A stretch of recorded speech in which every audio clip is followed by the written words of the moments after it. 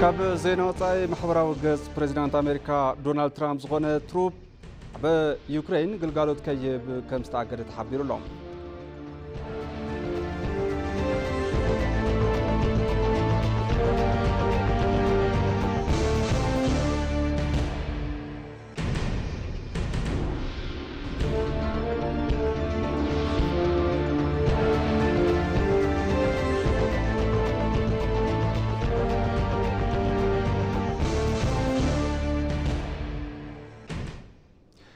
سلام تعنا هبل زخوركم تملكتنا كما يتمسيو لك ساعات حدا خوينو كم تلمود لساعات ترالو زيناتات حزنا متينا لنا زيناتات ندامرحكم ساكم صنح انا ابراهيم فسام فلما بحصر زيناتات كنجمر اب اثيوبيا حدشن زبناون باسبورت علاو مقانو تحبيرهم اوانو زوصحو تكنولوجي بمتقام اب اثيوبيا استحتبه حدش باسبورت بريزيدنت تاياز قسلاسي اب استرخبليو علاو كوينو زولوم توم بريزيدنت ابتوان ابزغبر ومدرم الكترونيك باسبورت تغبراوي مغبارنا مثل هاجر كاب مهنات حليفو نزيغاتات استواب واغا زريو نيلوم تي باسبورت حبريتان اثر ايدن نايتي ولقسب زحازه ناي الكترونيكس تشيبس الو تبايلوم اب اثيوبيا استسرحتي باسبورت ناي فيزا غصاتو ملك اثيوبيا زحازكم زخون تحبيريوم ازي دما قدم حزي اب ايد وصاي هاجرات افريت تكالات زنبره ديزاين ملو بملو بمنግስት ኢትዮጵያ ክሽፈን ከምዝ ተገብረ ተገሊጹሎም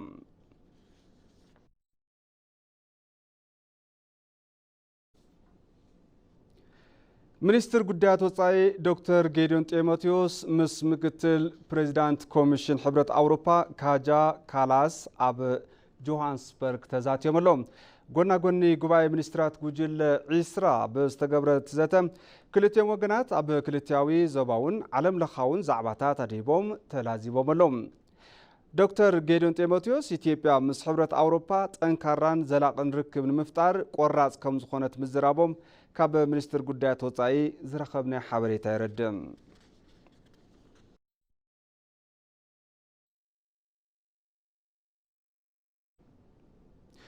ተሳትፎ ዓውዲ ውልቀ በሐምለዋይ ህንጸት ቁጠባ ንክገብሩ ጻውዒት ቀሪቡም ዓውዲ ውልቀ ኣብ ሐምለዋይ ህንጸት ቁጠባ ተሳትፎ ክሕይል ሚኒስትር ፕላን ልምዓትን ዶክተር ፍጹም አሰፋ ገሊጸን ኣብ ኣጀንዳ ለውጢ ከባቢ ኣየር ዓውዲ ውልቀ ፋይናንስ ተሳትፎ ንምጥንኻር ዝዓለመ ዓውደ መጽናዕቲ ኣብ ከተማ አዲስ አበባ ይሳለጠሎም ዶክተር ፍጹም አሰፋ ኢትዮጵያ ስምምዕ ፓሪስ ሓዊሱ ዓለም ለኸ ስምምዓት ለውጢ ከባቢ ኣየር ተቐቢላ ትትግበረላ ኢለን ኣብ መሪሕ ትልሚ ልምዓት ንለውጢ ከባቢ ኣየር ዘይብዳ ሓምለዋይ ልምዓት ቁጠባ ልዑል ቆላሕታ ከም ዝተዋሃቦ እውን ሓቢረን ኣለዋ ለውጢ ከባቢ ኣየር ዝፃወር ስርዓት ኢኮኖሚ ኣብ ከይዲ ምህናፅ ዓውደ ውልቀ ብንቕሓትን ብመሪሕነትን ክሳተፉ እውን ሓቲተን ክብል ግልጋሎት ዜና ኢትዮጵያ ጸብጺብዎ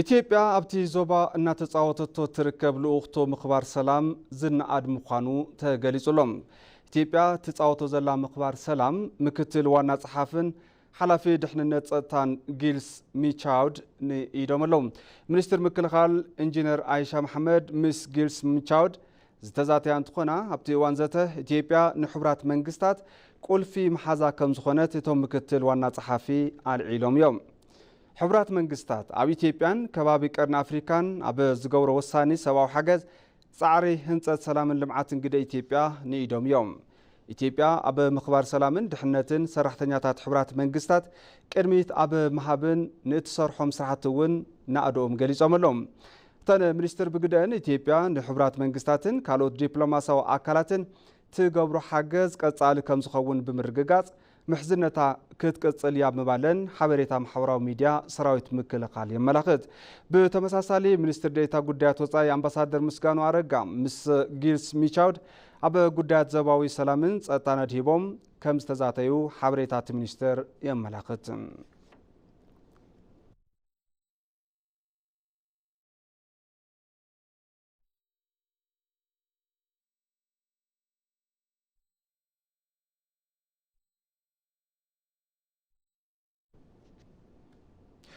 بحرشة كرامات أب 2016 عام دمرت كسب حزي 601 ሚሊዮን ኩንታል ፍርያት ከም ዝተኣከበ ሚኒስትር ሕርሻ ኣፍሊጡሎም። ሚኒስትር ሕርሻ ገምጋም ኣፈጻጽማ ቀዳማይ ፈረቓ ዓመት ተጸዋዕቲ ትካላትን ክልላትን ኣብ ዝተረኸብሉ ይካየደሎም። ሚኒስትር ሕርሻ ዶክተር ግርማ ኣመንቴ ኣብቲ ፍርቂ ዓመት ኣብ ኩሎም ዓውድታት ሕርሻ እወንታዊ ውፅኢታት ከም ዝተመዝገቡ ተዛሪቦም። ኣብ እዋን ክራማት ካብ ዝለምዕ ሕርሻ ክሳብ ሕዚ 601 ሚሊዮን ኩንታል ፍርያት ከም ዝተኣከበ እውን ገሊጾም።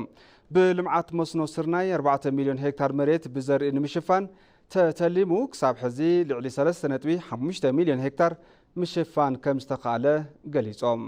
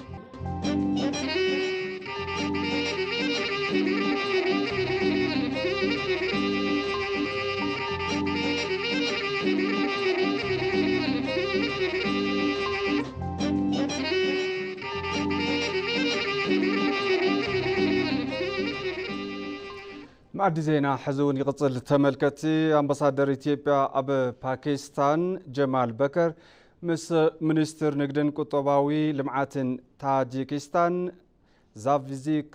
ዛቪኪ አሚን ተዛትየመሎም። ኣብ ዘቶም ድማ ኣምባሳደር ጀማል ኢትዮጵያ ናብ ሓምለዋይ ቁጠባ ዝገበረቶ ዕውት ስግግር ኣመልኪቶም ነቶም ሚኒስትር ገለጻ ገይሮም። ኢትዮጵያ ንለውጢ ከባቢ ኣየር ዘይብዳ ሓምለዋይ ቁጠባ ንምርግጋጽ ብዙሓት ተበግሶታት ከም ዝጀመረት እውን ኣብሪሆመሎም። ብመርሃ ግብሪ ሓምለዋይ ኣሰር ኣብ ኢትዮጵያ ልዕሊ 4 ቢልዮን ፈለስታት ከም ዝተተኸሉ ምግላጾም ካብቲ ኤምባሲ ዝረኸብና ሓበሬታ ይረድእ። ዛቪኪ አሚን ብግዶም ኢትዮጵያ ናብ ሓምለዋይ ቁጠባ ዝገበረቶ ዕውት ስግግር ንኢዶም እዮም። ኣብ ዓውድታት ኢንቨስትመንት ዝሕደስ ሓይልን ካልኦትን ክልቲኣዊ ምትሕባር ንምድንፋዕ መንግስቶም ብቆራጽነት ከም ዝሰርሕ እውን ኣረጋጊጾም።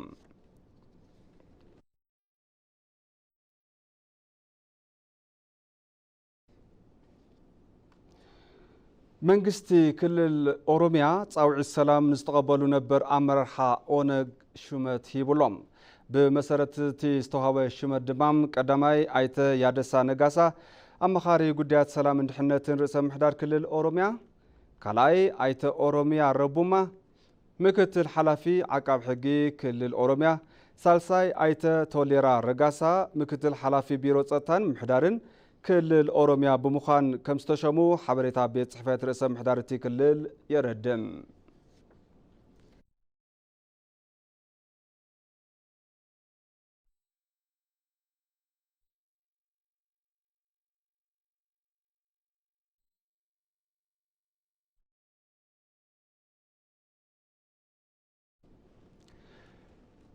ኣብ ክልል ትግራይ ክታበት መከላኸሊ ሕማም ኣልምሲ ወይ እውን ፖሊዮ ንህፃናት ይወሃበሎም። ክታበት መከላኸሊ ሕማም ኣልምሲ ንኩሎም ትሕቲ 5 ዓመት ህፃናት ብወፍሪ ገዛ ንገዛ ሎሚ ምውሃብ ተጀሚሩሎም። ሓላፊ ቢሮ ጥዕና ግዝያዊ ምሕዳር ክልል ትግራይ ዶክተር ኣማኑኤል ሃይለ ትማሊ ኣብ ዝሃቦ ጋዜጣዊ መግለጺ ብሬጉላተሪ ዳህሳስ ኣብ ዝተገበረሉ እዋን ኣብ ከተማ መቐለ ኣብ ክልተ ቦታታት ናሙናቲ ሕማም ከም ዝተረኸበ ምግላጾም ኣብሪሆም። ብመሰረት እዚ ብወፍሪ ገዛ ንገዛ ሎሚ ክታበት ምሃብ ተጀሚሩሎም።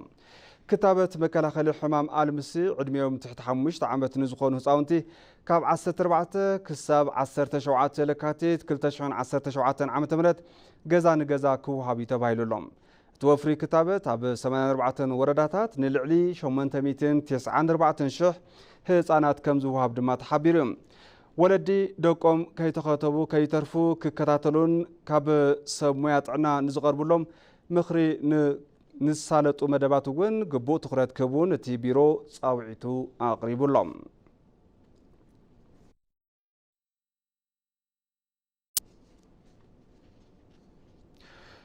زخري عوت عدوى تمرقو ناب سراح كاب زاتو نابزي لعلي كلتاميتن 46 شح توريستات وشتها قرن وطعن ناب زخري عوت عدوى كم زقومنيو تقاليزو لهم وانا دايركتر زخري عوت عدوى قروم قرما زخري عوت عدوى نهزبي كفتي كاب زقبر جميرو بب معالتو بزحات بصحتي እናት ኣናገደ ከም ዝኾነ ገሊጾም ኣለዉ ኢትዮጵያውያን ብሓባር ብዝኸፈልዎ መስዋዕቲ ዝተረኸበ ዓወት ንምዝካር ምህናፁ መጻኢ ወለዶ ናብ ናይ ኣቦታቱ ጀግንነት ንኽወርስ ዝገብር ከም ዝኾነ ተዛሪቦም እዮም ካብ 7 መጋቢት 2016 ዓ.ም ክሳብ 13 ለካቲት 2017 ዓ.ም ኣብ ዘለዉ ኣዋርሕ ልዕሊ 246,000 በጻሕቲ ውሽጢ ዓድን ወፃእን ዑደት ከም ዝገበሩ ድማ ገሊጾም እዮም ዝኽሪ ዓወት ዓድዋ ንበጻሕቲ ክፍቲ ካብ ዝግበር ጀሚሩ ካብ በጻሕቲ ካብ ዝተፈላለዩ መድረኻትን ካልኦት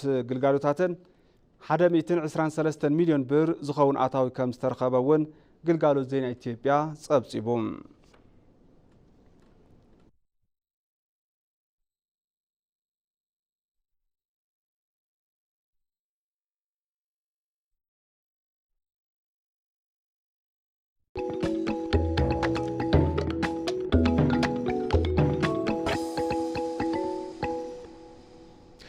تلكتي حزرما بزرزر ناب زحزنام زيناتات كحلفكم حصرت قرب صريتو زحالو زرئي اخلي نزفر حرشات اقم يخونو كم زلو تقليتم زي حقاو زوور زرئي نمعقاد دما زرقح سرعات قوصر اقداس مخانو تحبير الله صبصاب روت ورقيو مرها سلام مرسا كم سعب كوربايو اب معباي مفرعي نتحرشا عبي قد كاب زنبرو قدات حديو قرب صري زر مخان يقلص 400 زخون مفرعينت اب صريت زر اخلي يدرخ ابي اثيوبيا صريتو زحلو قرب زري باخل زي بهلاو صقم تزفر مخانو بعلم الزحرشا اثيوبيا يحبر የዘር ፍላጎት ትልቅ ነው በኢትዮጵያ طلب زري سفيحيو نزي طلبنا مملا بركز صريت زري عقابي ولا تزيكونا زعدل عليو سي كلتا سي سلستا زبال درجوم كابزي زتحتون بحرستوت ندافري زكفافلو زرلو ازي بناسنا لابراتوري سيستم زحالفه ايكونان بمامرت ارس برس የሚከፋፈሉ ዘር አለ ይሄኛው በእኛ የላቦራቶሪ ሲስተም ያለፈ አይደለም በዘይ ሕጋው መንገዲ ካብ ወፃ ዘአቱ ጽሬቱ ዘይሐሎ ዘርኢ ከምዝ ዘዋወሩን እዩ እዚ በዓል መዚ ዝገልጽ በተለይ በፖስታ አማካይነት የሚመጡ በፍላይ በፖስታ ቢሎም ና ውሽጥ ዓዲ ዘአቱ በጅባውል ቀሰባት ዘስግርዎም ዘርእታት ለው እዚኦም ካባና ቁጽጽር ወፃ ዝኾኑሉ ግዜ ሎ ከም ኣብነት ጣብያ ተፍትሽ ኣብዘይለሉ ቦታ በግርዶብ በምስጋር ዘርኢ ካቱ ተኺሉ እዩ ናብ ሓረስታይ ምስ በጽሐ እዩ ክንፈልጦ ንኽእል በዚ ድማ ከምዚኦም ዝኣመሰሉ ጸገማት ምስ ምምሕዳር ክልላትን ምስ ኣኽበርቲ ሕጊ ብምዃን ስጉምቲ ወሲድና ኢና ክነስተኻኽሎ ንኽእል ወሰሎም እናስተካክለው ጽሬቱ ዝሓለዎ ዘርኢ እኽሊ ናብ ሓረስታይ ተበጽሐ ንምግባር ዓለም ለኸ ረቑሒታት ዘማልአ ኸይዱ ቁፅፅር ብምግባር ጽሬት ናይ ምርግጋጽ ደንቢ ከም ዘሎ እቲ መዘፍሊጡ ኣብ ኢትዮጵያ ልዑል መጠን መፍረይ ዘርኢ ኣብ ዝኾኑ ክልላት ኣምሓራ ኦሮምያን ማእኸላይ ኢትዮጵያን ዘይሕጋዊ ዝውውር ንምሕጋትን ምህርትን ምዕባይ ስራሕቲ ይዕመሙ አለው ይብል ምርትና ምርታማነትን ይሄን ያህል ይጨምራል ብለን የምናወራው ምህርትን መፍራይነትን በአቀን ክንድዚ ንምዕባይ ኢልና እንገልጾ ጉሁድ ከይኾን ዘይጥለብ ዘርኢ ምስ እኽሊ ንምብጻሕ ዝንቀሳቐስ ዜጋ ብምንታይ ከም ትገልጾ ይጽግመካ ምሕሳብ ዝተሳኣኖ ካብ ምባል ወጻኢ እዚ ማለት ምህርቲ ክዓቢ እንተሎ ታኣዩ ዝስዕብ ዝብል ሓሳብ ብቐዳምነት ክሕሰብ ኣለዎ ምህርቲ ወሲኹ ማለት بعرس مركوزا مقبي بايتاي حز لو مالتيو كاوزا زاتو اخلي مقراص مالتيو ያንን ማስቀረት ነው የያዝ ነው የጥራት ቁጥጥር የምንሰራው ኣብ ቁፅጥር ፅሬት እንነጥፍ ኣብ 12728 ሄክታር ሕርሻ እዩ። እዚ ብምሩቕ ዘርኢ ዝተሸፈነ ግራት ማለት እዩ። በዚ ዓቐን ክሽፈን ዝተገበረ ብ48 ኣፍረይቲ ምሩፅ ዘርኢ ብምባል እዩ። እዚ ካብ መንግስታዊ ማሕበርን ውልቀን ማሕበራት ዩኒየናት ዝተሳተፍሉ እዩ። ማእኸል ምርምር ሕርሻ እውን ተሳተፍቲ እዮም። ብመሰረት ረቑሒ እዩ ዝንጠፍ። ካብ ዝተገለጸ ዓቐን ሕርሻ ይርከብ እዩ ኢልና ዝገመትናዮ 335,000 ኩንታል እዩ። ኩንታል ነው የገመት ነው ዘር ምርት ይወጣል ብለን የገመት ነው 7307 ሄክታር ላይ ኣብ 7307 ሄክታር ግራት ምሩፅ ዘርኢ ከዝራእ ትልሚ ዝሓንፀፅና እንትንከውን ኣብ ዝተቐመጠ ዓቐን ክሳብ ሕዚ ብዘሎ ናብ 6336.5 ሄክታር ምሽፋን ተኻይሉ እዩ። ብዓቐን ዝተገለጸ ተፍትሽ ግራውት እውን ተሳሊጡ እዩ። ኢንስፔክሽን ተደርጓል። ፅሬት ዘርኢ ንምርግጋጽ ህንፁ ዝኾነ ስርዓት ቁፅጥር ምዝርጋሕ ክዕመም ዝግብኦ ተግባር ከም ዝኾነ ተመላኺቱ። ጥንኩር ዲፕሎማስያዊ ስራሕቲ መግለጺ ማሕበራዊ ቁጠባውን ፖለቲካውን ምዕባለ ሓንቲ ሃገር ምዃኑ ይፍለጥ። ነዊሕ ዘበን ዘቁፀረ ታሪክ ምስረታ ሃገረ መንግስቲ ዝወነነት ኢትዮጵያ ብመልክዕ እዚ ዲፕሎማስያዊ ዓቕማ ንክታንጽ ትጽቢት ይግበረላ። ጌታቸው ዓለሙ ዋናዊ ዲፕሎማስያዊ ምንቅስቃስ እዚ ሰሙን ክድሰልና እዩ። ተኸታቲልና ንመለስ። ኢትዮጵያ ኣብዚ ሰሙን እዚ ዝተፈላለዩ ዲፕሎማስያዊ ስራሕቲ ወጊናያ። ካብ መንጎ እዚኦም ኢትዮጵያ መድረኽ ጉጅለ 20 ሚኒስትራት ጉዳያት ወፃኢ ትሳተፋላ። ብምኒስትር ጉዳያት ወፃኢ ዶክተር ጌዲዮን ጢሞቴዎስ ዝተመርሐ ጉጅለ ልኡኽ ኢትዮጵያ ኣብ ጆሃንስበርግ ደቡብ ኣፍሪቃ ምክያድ ዝርከብ መድረኽ ጉጅለ 20 ሚኒስትራት ጉዳያት ወፃኢ ትሳተፋላ። ምሕዝነት ማዕርነትን ዘላቕነትን ብዝብል ቴማ ይካየድ ዘሎ እቲ መድረኽ ብፕረዚደንት ደቡብ ኣፍሪቃ ሲሪል ራማፎሳ ብዕሊ ምኽፋቱ ሓበሬታ ሚኒስትር ጉዳያት ወፃኢ ኣመላኺቱ። ዶክተር ጌዲዮን ኣብቲ መድረኽ ኣብ ዘስምዕዎ መደረ ኣብዚ ናብትን ብዘለዉ ጂኦፖለቲካዊ ወጥርታትን ጎንፅታትን ከምኡውን ብሰንኪ ለውጢ ከባቢ ኣየር ዓለምና ናብ ዓውደ ብዙሕ ማሕለኻታት ተሳጢሓ ትርከብ ኢሎም። እዞም ማሕለኻታት ብምስጋር ዝሕሸት ዓለም ንምፍጣር ኣባል ሃገራት ጉጅለ 20 ሓዊሱ ኣብ መንጎ ማሕበረሰብ ዓለም ውድድርን ምትሕብባርን ኣብ ግምት ዘእተወ ዝተወደበ ናይ ሓባር ምንቅስቃስ ከም ዘድሊ ኣመላኺቶም። እቶም ሚኒስትር ከም ዝበልዎ ኢትዮጵያ ሓበራዊ መዋቕር ፀጥታ ምጥንኻር ዓለም ለኻውያን ትካላት ሪፎርም ምግባርን ኣካታትነት ምርጋጽ ኣድላዩ ኢላ ተኣምን። ትልምታት ልምዓትን ጻዕርታትን ኣብ ምዕባይ ዝርከባ ሃገራት ንክዕወቱ ዝግበር ድጋፍ ንክጠናኸር እውን ዶክተር ጌዲዮን ጢሞቴዎስ ሓቲቶም። ኣቦ መንበር ጉጅለ 20 እዋን ብዝኾነት ደቡብ ኣፍሪቃ አንጋድነት ኢትዮጵያ ኣብ ኣፍሪቃ ንፈለማ እዋን ይካየድ ኣብ ዘሎ ዓብዪ መድረኽ እናተሳተፈት ትርከብ። ሚኒስትር ጉዳያት ወፃኢ ዶክተር ጌዲዮን ጢሞቴዎስ ጎኒ ድጎኒ እቲ መድረኽ ምስ ናይ ህንዲ መዘንኦም ኤስ ጀሻንካር ዘትዮም። ኣብ እዋን ዘተኦም ጀሻንካር ዶክተር ጌዲዮን ጢሞቴዎስ ሚኒስትር ጉዳያት ወፃኢ ኮይኖም ብምሻሞም እንኳዕ ሓጎሶም ድሕሪ ምባል ነዊሕ እዋን ዘቁፀረ ምሕዝነት ክልተን ሃገራት ንምጥንኻር ከም ዝሰርሑ ተሰማሚዖም። ካልእ ኣብዚ ሰሙን ኣብ መንጎ ኢትዮጵያን ሩስያን ዘሎ ነዊሕ ዘበን ዘቁፀረ ክልቲኣውን በዓል ብዙሕ ወገንን ዲፕሎማስያዊ ምትሕብባርን ተጠናኺሩ ከም ዝቕፅል ፕሬዚደንት ታየ ኣጽቀሥላሴ ገሊጾም።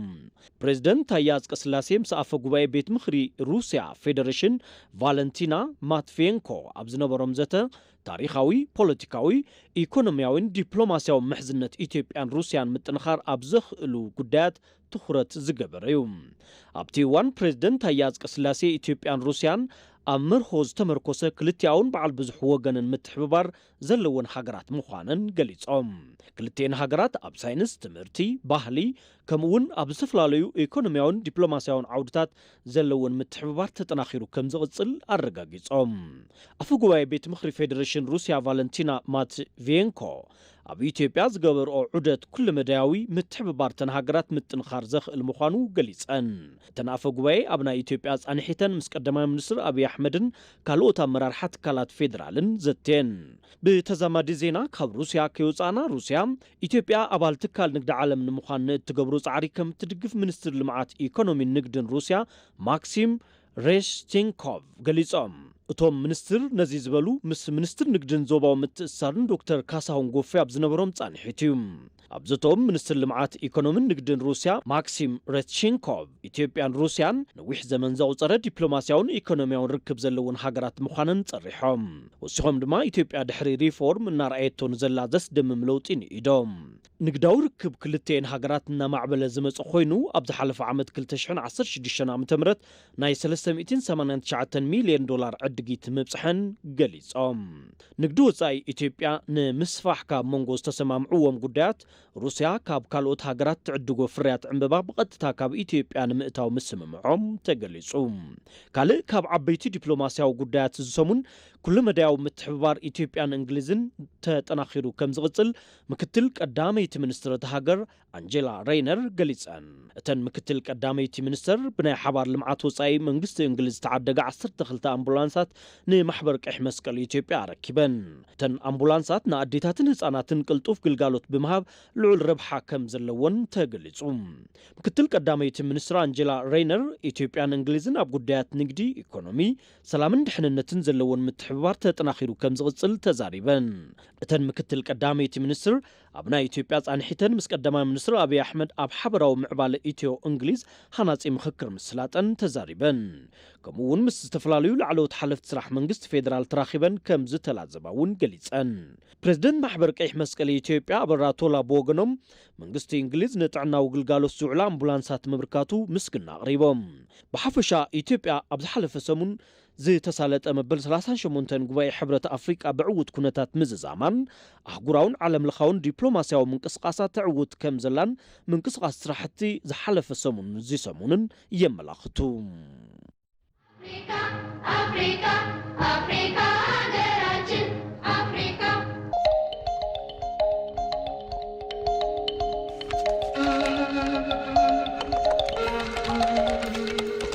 ዛሬ የአፍሪካ ልጆች የአህጉራችንን ህልውና ነቅተን ሎምን ሕና አፍሪካውያን ህልውና አህጉርና አፍሪካ ብምሕላውን ብምጥንኻርን እንገብሮ ቃልሲ ብምስፍሕፋሕ ካብ ተሓታትነት ወለዶን ታሪክን ምድሓን እዋኑ ዝጠልቦ ዓብዪ ዛዕባ እዩ እንብሎ ንዙ እዩ Who trained Mandela? Emperor ሃይለ ስላሴ ንምዃኑ ማንዴላ መን የስልጢንዎም ሃፄ ሃይለ ስላሴ እዮም ኣሰልጢኖምዎም ኣብ ቃልሲ ጸረ ባዕዳዊ መግዛእቲ ንሙጋቤስ መን እዩ ሓጊዝዎም መንግስቲ እዩ African Renaissance cannot be realized without bringing about a paradigm shift ህዳሴ አፍሪካ ብዘይሱር በቀስ ፖለቲካዊ ማሕበራውን ቁጥባውን ለውጢ ስርዓት መንግስቲ ክመጽእ ይልካ ኣይሕሰብን The way we see ourselves as Africans ዓርስና ከም አፍሪካውያን እንሪኦሉ መንገዲ ሃገር በቀል ታሪክናን ዛንታናን ብምምሕያሽን ቀዳምነት እንህቦም ዛዕባታት ክኾን ይግባእ አፍሪካ አፍሪካ አፍሪካ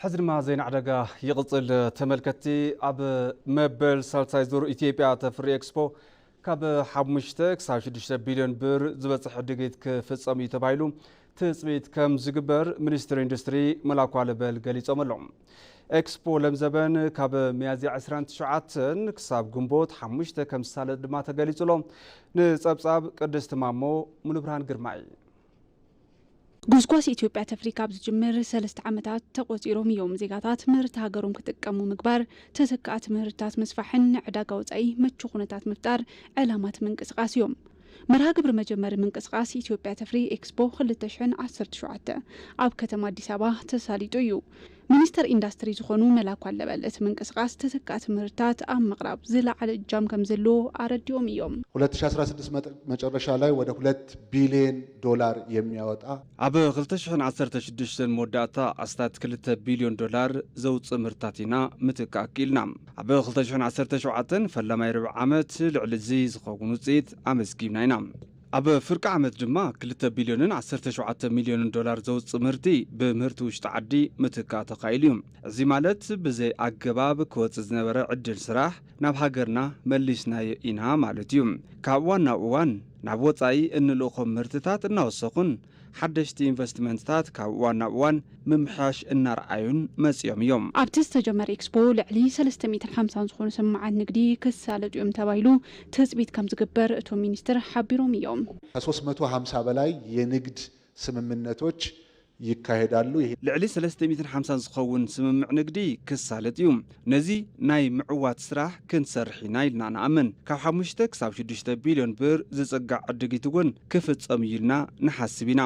ኣብ ዝሓለፈ ዓመት ካብ ወፃኢ ዓዲ ዝመጹ ልዕሊ 10 ዝኾኑ ሃገራት ዝተሳተፍሉ ስለ ዝነበረ ኣብዚ ዓመት ካብቲ ዝሓለፈ እዋን ብዝሐሸ ብርኪ ምትእስሳር ዕዳጋ ይፍጠር እዩ ዝብል እምነት ኣለና።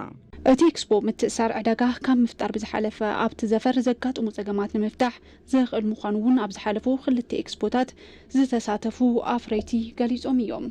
ምርታችንን በሚገባ አስተዋውቀናል። እንደገና ደግሞ ምህርትታትና ብዝግባእ ኣፋሊጡልና እዩ። ካብዚ ብተወሳኺ ቅድሚ ሕዚ ኣብ መሰረተ ልምዓት ዘድሕቡ ሕቶታት ነይሮምና እዮም ዝተፈትሑ ኣለዉ።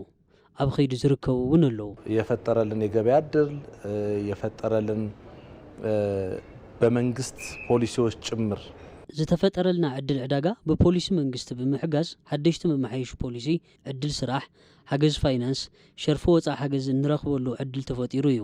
ኣብ ጉባኤ ሕብረት ኣፍሪካ ንዝመፁ ጋይሽ ምህርትታትና ንምቕራብ እውን ዕድል ተፈጢሩልና እዩ።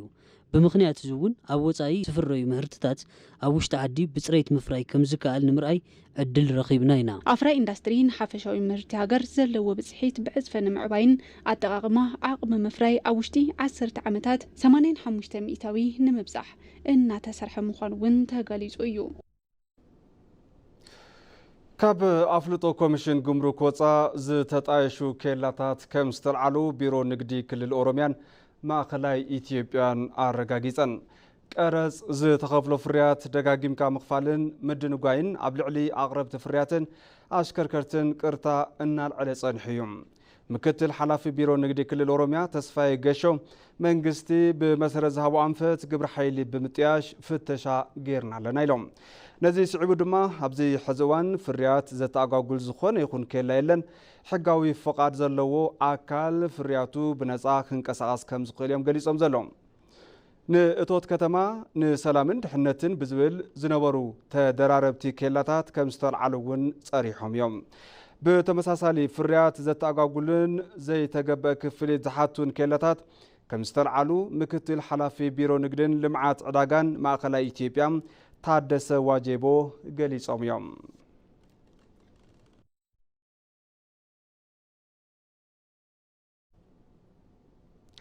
ሕዚ ድማ ናብ ዜና ወፃኢ ክሰግር ማሕበራዊ ገጽ ፕሬዚዳንት ኣሜሪካ ዶናልድ ትራምፕ ዝኾነ ትሩዝ ኣብ ዩክሬን ግልጋሎት ከይህብ ከም ዝተኣገደ ተሓቢሩ።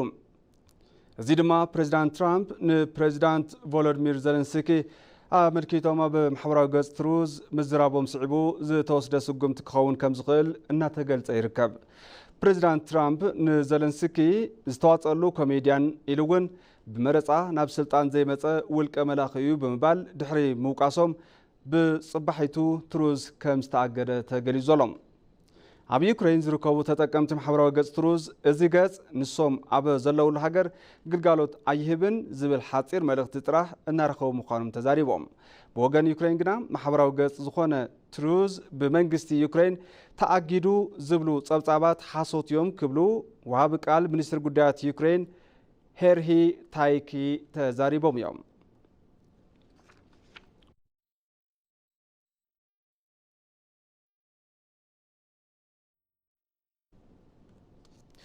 ኣብ መወዳእታ ማዕዲ ዜና ቅድሚ ምዝዛምና ቀንዲ ዜናታት ዝዕለት ከዘኻኽረኩም።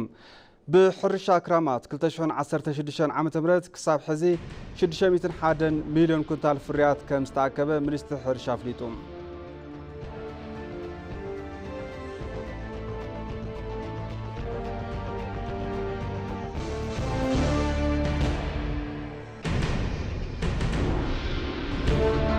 ኣብ ኢትዮጵያ ሓዱሽን ዘመናውን ፓስፖርት ዕላው ምዃኑ ተሓቢሩ።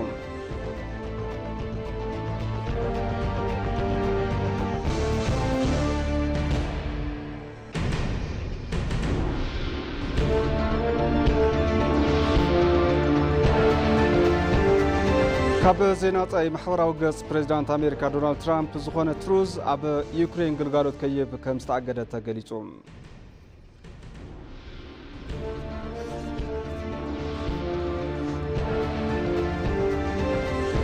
ማርከስ ተመልከቲ ማዕድ ዜና በዚ ዛዘም ስለምክታልኩም ኣዝና ነመስግን። ሰላም